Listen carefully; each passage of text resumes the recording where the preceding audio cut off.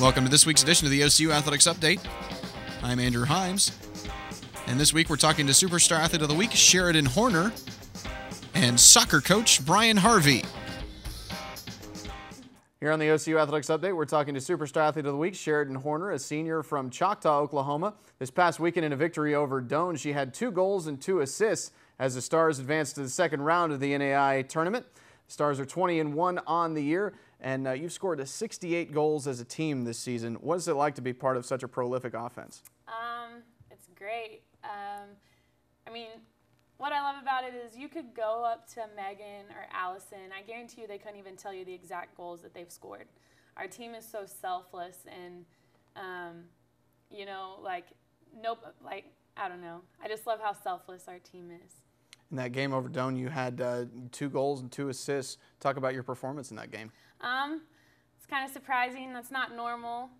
Usually I'm a passer, so it was great to score 2 goals. Yeah. This will be your 3rd straight trip to the second round of the tournament. Talk about that accomplishment. What do you expect from the tournament? Actually, it's my 4th. And when I went and played up in Ottawa and Kansas, we also went to the tournament. So it's a great accomplishment, something to mark off my bucket list and tell my kids later on in life. Yeah. What do you expect out of the team heading into the second round? I expect a lot. This is the best team by far that I've ever played on. We're so talented. Every single player is so talented. Everybody has their roles and plays it so well. So I've never been so confident going into the tournament before, besides this year. I mean, the team that we're playing, once we get down there, we've already beat, which doesn't say a whole lot. And they could be a completely different team, but it still just gives you that confidence. And before, when we went to the tournament, we'd play the number 1 or number 2 team, and we're sitting at the bottom seed. And so I expect a lot when we get down there. You mentioned starting your career off at Ottawa. What was that like, and what made your decision to come to OCU? I wanted to get away. I knew that college soccer would be the best way to experience, you know, living in another state. So I just did it and ended up hating it. So I looked for colleges back home, and it's funny, not a lot of teams are Puma these days, and OCU's Puma, and it kind of had something to do with it. I love Puma as a soccer brand, and then the main reason is close to home. So I lived at home, my sister and my parents, home-cooked meal every night, and so that was why. What's your major here at OCU? It's marketing. What are your career plans? I want to own Nike. That's the big dream, but I don't know. I'll probably work my way up. So. Can you share something about yourself that people may not necessarily know? Well, I mentioned Nike. I guarantee you I have more shoes in my closet right now than anybody on campus. I'm obsessed. And then something else, my sister's my best friend. She's 2 years younger than me, and we're never fight or argue. So close. So that's the 2 things. All right, we've been talking to Superstar Athlete of the Week, Sheridan Horner. The Stars will be in action in the second round of the NAIA soccer tournament, and you can keep up with their progress on OCUsports.com.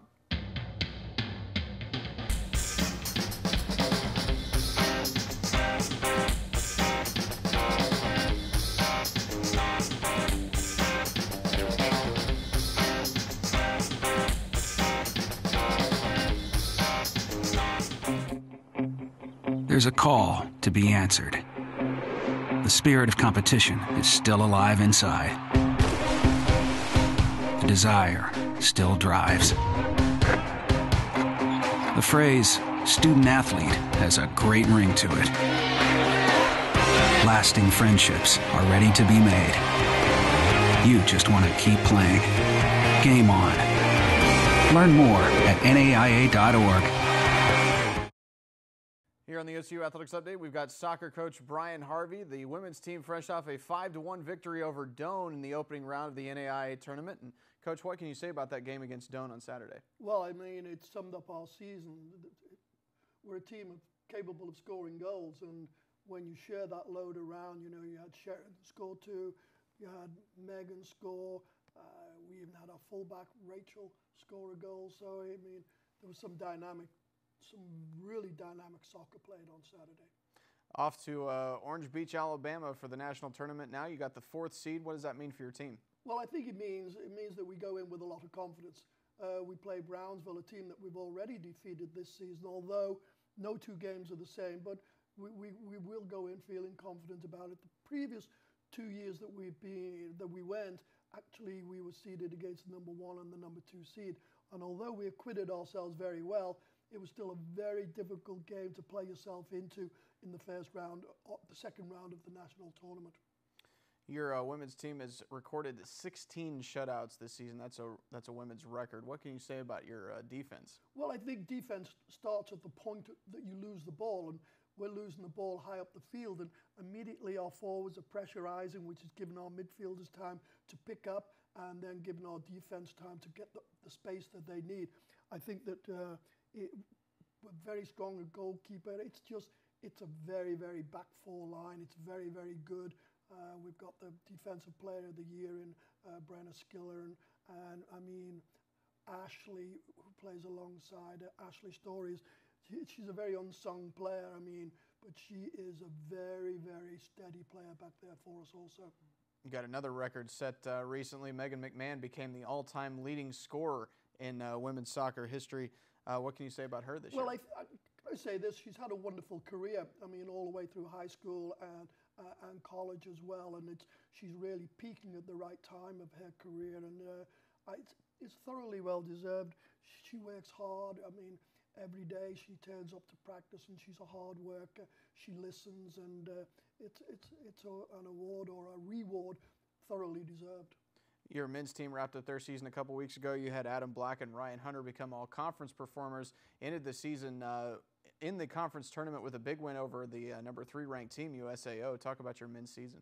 Well, I think our season, I mean, basically it was a roller coaster. We were up and down. We could go to UCO, who hadn't been beaten all year, and go and get a tremendous result on the Saturday, and then go and play John Brown in the semi-final, result that we felt we could have, a team that we felt we could have won against, and the same team doesn't turn up. So that kind of like summed our season up. We were up and down, and we needed to be more focused. We needed to be more, basically, we played much better when we're the underdog, and sometimes when we felt that we were better matched up against teams, they snuck up on us. You've coached many levels over your career. What would you say is the difference between coaching college athletes and professional athletes? Well, professional athletes is their livelihood. I mean, they have to be on song all the time. With college athletes, it's student first and athlete second.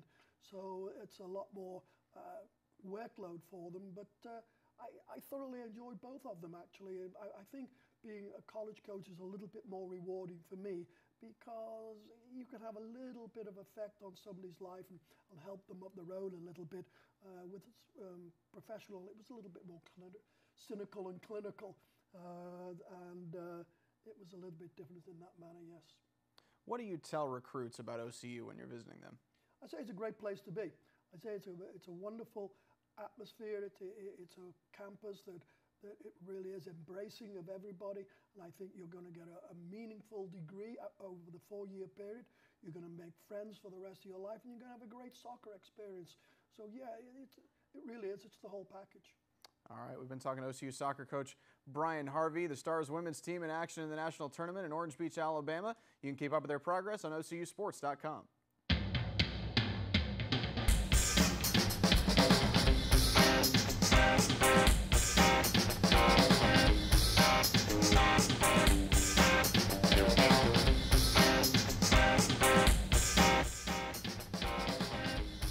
That's it for this week's edition of the OCU Athletics Update. Check back every week for all the latest in OCU sports.